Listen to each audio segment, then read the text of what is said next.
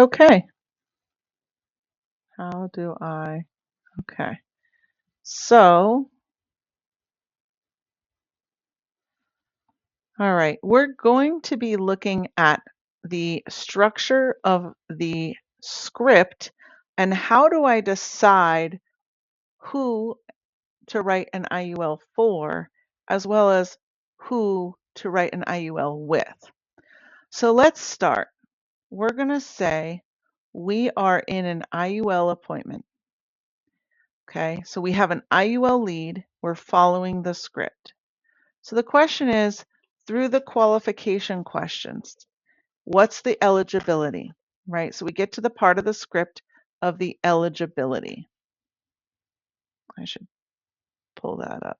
Let me just pull up my scripts. Pause.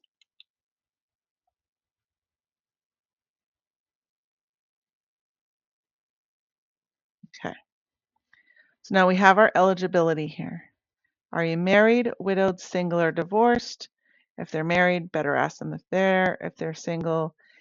And what do you bring home? And are you working? Are you on disability? Are you retired? Okay, what are you bringing home annually or monthly before taxes? Okay, or what are you bringing in annually? Okay, now do you have anything else that acts like life insurance? Anything else? Eventually, they're going to ask for your social to look up your health history. Do you have any meds that you've taken in the past 5 years? If there are any, this is where we have to be particularly careful. Some people are going to say they have absolutely nothing. If they have no problems, then yes, they'll qualify. Okay. If they have some problems, it is a maybe, and we try to get them qualified. We don't go into detail if there might be some. Let's just see what you qualify for, and I will move from there. I don't go into detail of the IUL. We don't go any further.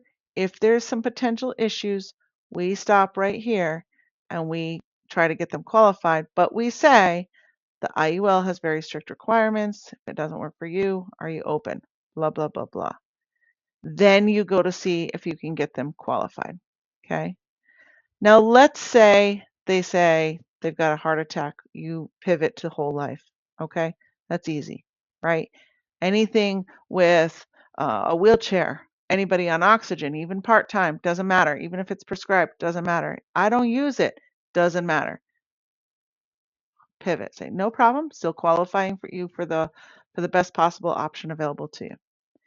You can ask about their kids, ask about their grandkids, see if the IUL can make sense for their family, but it's not going to be for them, so don't tell them about the IUL. Okay? Now, let's say yes, then you follow the script again. You're going to gather all their financial needs, wants. Don't pass this by as nothing. You have to build them something proper that they're going to want to keep for the rest of their lives, and they're not going to want to um, stop that policy. No chargebacks, right? So now we say, okay, let's talk about your kids. If it's a kid that they want to insure and not them, then we talk about F&G and NLG if it's under 18. If it's over 18, we're going to go over here, okay? So what are they looking to do? They want to do, you know, cash value growth. They want it to grow. They're going to have to put some money into this. They can start it with $25 or $50, but it's not going to do much, and they need to be aware that it's mostly a death benefit at that point, right? But they can always later add on to it, okay? Um, let's say it's for them. Let's say they qualify. They want to make sure that there's different ways, right? There's 3 different types of structures, and you're going to see that on page 2 of the script: protection focused, cash accumulation focused, or a 50-50 blend. Okay. So now how do we structure somebody's policy? Well, by gathering all their financial needs. If they're looking to cover a mortgage only, or they want a larger death benefit to leave to their kids in the future, or they've got young kids, then you're going to want to have more of a life insurance protection focused, right? If they want more cash value growth, they want retirement, they're going to take some from their 401k or their IRA, they're putting some money from that into their policy, or they have the money to do that with, or they also have work insurance, which helps with a mortgage or um, something like that. And approximately, if they're definitely if they're under 60, you're going to want cash value growth for the most part. I just had a 59-year-old today that was a death benefit, but it really depends on what their purpose is. He just wanted to leave the most that he could for his wife, but he also wasn't an IUL lead, right? Um, so life insurance is based on if they have kids that are younger at home, if they want a larger amount of money, if they're trying to cover a mortgage, a partial or a full, and if they're 60 and older and they're really just looking for life insurance, that's how you're going to structure that policy. If they're under 60, if they have other insurance through work or something else, maybe Knights of Columbus or something, or they have really old insurance, you don't want to get rid of it because it's a good price, or they have money from a 401k that they want to start contributing to something tax-free that they don't lose to the market, you want to cash value growth base it. Okay. Now, if there's a little bit of a combination, um, but they don't have kids at home, maybe they don't have a mortgage, but they want to leave some money to their wife or a lot of money to their wife, but they also want to grow it a bit because they're young, then it's called a 50-50 blend. Okay. Now, um, death benefit, there's two companies I would definitely go with, and one is missing here, so I do apologize. The first one you're going to want to go to is Americo. It's going to be the cheapest option for them. Mutual of Omaha comes in second, but the process for the signature is a little bit annoying. If they only want 25,000 though for a death benefit, definitely Mutual of Omaha. If it's 50,000, and I don't say what they want. If they qualify and they can afford 50,000, then go Americo. If they can't afford 50,000 for their age group, go Mutual of Omaha. Now, Ethos you could do as well if they want more than 450,000. But again, you would structure that towards protection if they want more coverage in the IUL. And that's whole life insurance, and that's why they would want that. They're going to pay more because it's not a term, right? Terms obviously are cheaper, so you could go term if it was mortgage protection as well. And you can combine policies. You can do more than one policy. Now, if we want to cash value growth it, okay, but they don't have a ton of money, maybe they have like, I do about 500. So if it's under 500, I'll go Mutual of Omaha for now. As of now, February 4th, Mutual of Omaha, if they have good health. Okay. If they don't, they've got maybe some diabetes, you're going to go with Forrester's IUL. If maybe they have, some issues, or you can try Ethos if they get declined Mutual of Omaha. Now, if it's more than 300, you're always going to go NLG or F&G.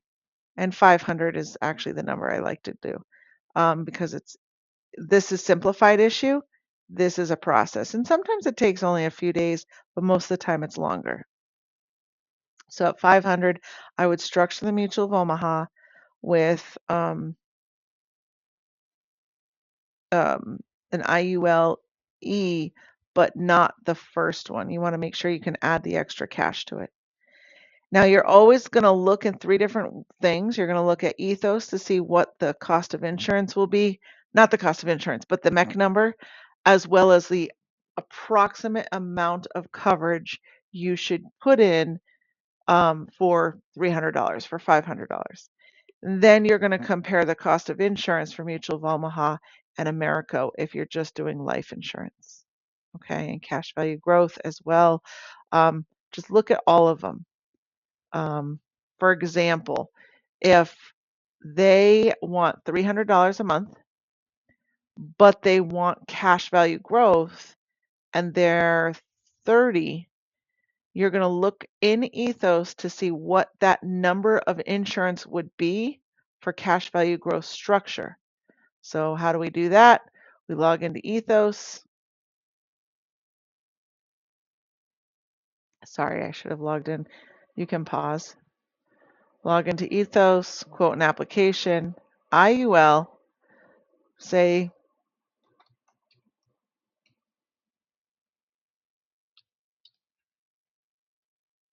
young buck here in Arizona, non-smoker. So you're going to look at maximizing cash value. You're going to look at the fact that they wanted to put 300 in. And then we're going to say that they're healthy, non-smoker. And then you're going to press get quote now. What this tells us is this magic number up here as a death benefit of increasing the amount of insurance that that person should have is around 75,000. Okay. So then we go to Mutual of Omaha. We look at the online quote for 75,000. We pick the cost of his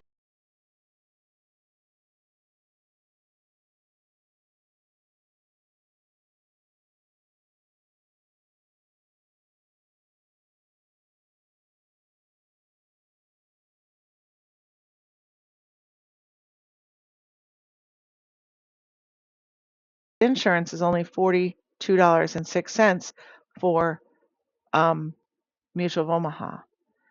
So therefore, because he wants to put extra onto it, I would not go to Americo at this point. Soon they will have a new IUL, but at this point, no. I would go with Mutual of Omaha and I would structure it at 78,000 because it's going to be a better build and you can build it. You'll also be able to tell him his MEC premium is $4,484. Now, some people would argue with that and say, well, I would just do it with Ethos. You can. It's just my opinion because they're not putting a ton more in. And Mutual of Omaha has a fine IUL. It's just got a fine IUL. There's nothing wrong with it. The fees are less. The cost of insurance is less. His cost of insurance here is going to be higher, right? So that's why I would go with